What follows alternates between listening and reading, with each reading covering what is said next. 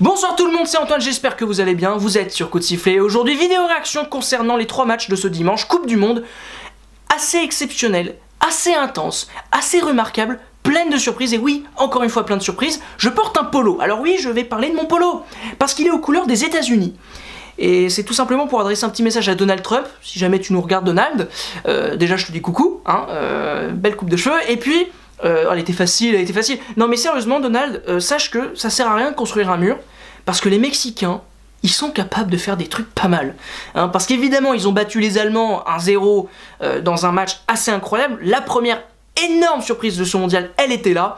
Victoire donc des Mexicains face aux Allemands, on va évidemment en parler dans cette vidéo. Et puis aussi, ils ont participé au Brésil-Suisse, un but partout, grosse surprise Ozzy, je sais pas pourquoi j'ai dit Ozzy, voilà, c'est super.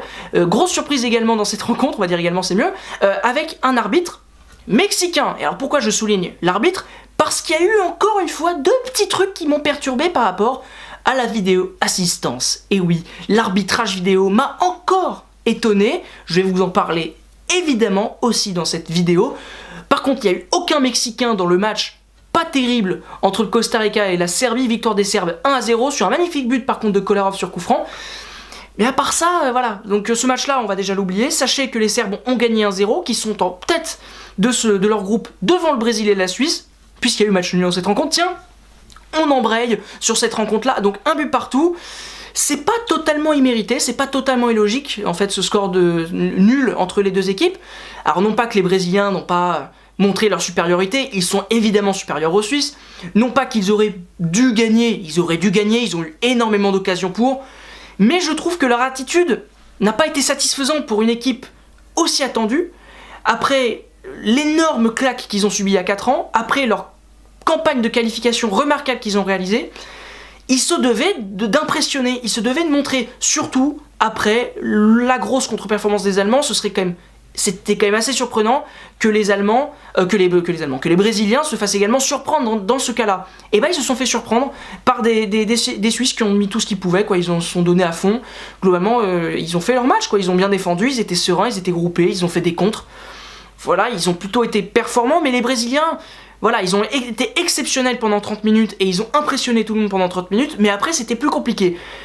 Je voulais parler de l'arbitrage du coup dans cette rencontre parce qu'il y a plein d'éléments qui auraient pu faire que le Brésil, voilà, aurait pu obtenir un succès plutôt tranquille. Déjà sur le premier but, il y a le premier but suisse, en fait le but suisse, il y a une petite poussette dans la surface de réparation. Là moi personnellement je l'aurais pas sifflé. Parce que si on siffle ça, bon, on siffle tout, parce qu'il y a bien pire dans la surface de réparation qui n'est pas sifflé, donc pour moi on ne siffle pas, pour moi la décision est juste, mais j'aurais quand même utilisé la vidéo assistance. Pourquoi il n'y a pas eu de vidéo assistance? Quand tu vois le penalty qu'a obtenu l'équipe de France hier face à l'Australie sur un contact très minime, également dans la surface de réparation, il y a eu vidéo assistance. Là, pourquoi il n'y a pas eu? Là, pourquoi on n'en a même pas parlé, quoi? C'était même pas dans l'esprit de l'arbitre, vraisemblablement. Donc ça me surprend un peu. Après, j'ai une théorie que je vais pouvoir développer après. Mais déjà, ça m'a un peu étonné. Et puis pareil, sur une faute, donc, potentielle dans la surface d'un Suisse, en tout cas, Gabriel Jesus s'est effondré. Et effectivement, quand tu vois le ralenti, le Suisse met les bras autour. Alors il les met, parce que c'était quand même une image bien ralentie, donc il le met, je pense, pendant une demi-seconde, même pas. Mais est-ce que ça suffit à déstabiliser Gabriel Jesus? On ne sait pas, même s'il chute un peu après que le Suisse ait enlevé ses bras finalement, c'est encore un cas très compliqué. Et encore une fois là, t'as pas eu l'arbitrage vidéo. Alors ça m'a vraiment surpris, ça m'a vraiment étonné. Est-ce que le Mexicain était complètement fou? Est-ce qu'il était complètement omnibulé par la performance de son équipe? Je n'en sais rien. Mais j'ai une petite idée quand même sur la question, c'est que je pense quand même qu'il doit y avoir une communication dans l'oreillette assez importante, que les mecs qui regardent ça ont dû observer 15 000 ralentis très rapidement pour essayer... 15 000 c'est peut-être un peu beaucoup. Ils ont dû observer beaucoup de ralentis pour essayer de se faire une idée sur s'il y avait faute ou pas, dans les 2 cas.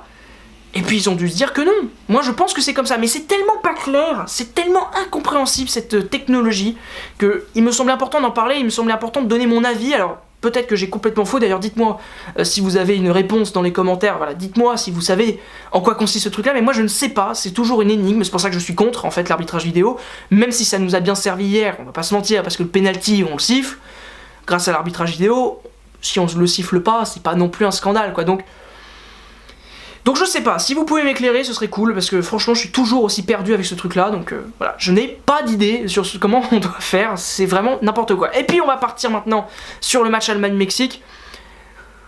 Pour moi, il y a vraiment 2 matchs qui m'ont impressionné dans ce début de Coupe du Monde. Il y a plein de matchs qui ont été super agréables à voir, mais alors les 2 meilleurs matchs, pour moi, c'est évidemment l'Espagne-Portugal, en termes de niveau de jeu, en termes de qualité, en termes de but, en termes de spectacle, en termes de scénario, de suspense, c'était génial. Et alors cet Allemagne-Mexique, il était quand même parfait aussi, quoi. Il y a eu beaucoup d'intensité, beaucoup de rythme, beaucoup de pression, beaucoup de tension, et un niveau de jeu assez hallucinant, parce que la première période du côté des mexicaine est absolument remarquable. Ce qu'ils font est agréable. Alors oui, il y a un plan de jeu qui est assez basique, on défend pour contrer, ok. Mais alors, ils l'ont fait avec une telle qualité, quoi. Chicharito fait un match. Chicharito, j'ai dit non. Chicharito, c'est mieux Chicharito. Chicharito fait un match dos au but exceptionnel. Les ailiers sont partout. Layun, il fait un match mais incroyable. Lozano, évidemment, il marque. Le milieu de terrain, Herrera, est impressionnant. Enfin, ils ont fait une première mi-temps hallucinante. La deuxième mi-temps était tout aussi hallucinante, mais dans un autre registre. Là, pour le coup, dans le combat, dans l'agressivité, pour essayer de tenir ce résultat de 1-0. C'était très impressionnant. Les Allemands ont raté leur première mi-temps. Les Allemands ont été mauvais en première mi-temps. Mais en deuxième mi-temps, tu les as sentis quand même vraiment à un bon niveau. Ils mettent à mal les Mexicains qui sont pourtant à 28 derrière. Donc c'était quand même vraiment très intense. Et les Allemands ont fait un faux pas, oui. N'oublions pas quand même que faire un faux pas lors du premier match, ça n'est pas non plus la mort. Les Allemands ont déjà perdu un match d'ouverture en Coupe du Monde. Enfin, leur premier match en Coupe du Monde, ils l'ont déjà perdu. C'était en 82 où ils ont perdu, mais ils ont quand même atteint la finale du coup de cette édition. Et puis aussi pour donner du baume au cœur aux Brésiliens, l'Espagne a fait match nul face à cette même Suisse en 2010. Ça n'a pas empêché les Espagnols d'être champions du monde. Donc on peut tirer pas mal d'éléments de ces 2 rencontres-là. Il y a plein de choses à améliorer, mais encore une fois, tout n'est pas perdu et tout n'est pas gâché, encore une fois, pour ces 2 équipes-là. Il ne faut pas s'inquiéter et le deuxième match sera évidemment bien meilleur déjà pour ces 2 équipes-là. Demain, on aura une belle journée de football, alors avec des matchs a priori pas méga excitants parce qu'il n'y a pas tellement de suspense entre le Belgique-Panama, le Suède-Corée du Sud ou encore l'Angleterre-Tunisie. Voilà, normalement les favoris on les connaît et normalement ça devrait faire 3 victoires et puis basta. Mais vu les surprises qu'il y a dans cette Coupe du Monde, je regarderai quand même bien ces petites rencontres et je vous ferai évidemment une vidéo demain. Allez, appréciez bien votre soirée, je ne sais pas pourquoi je vous dis ça comme ça. À la prochaine, ciao.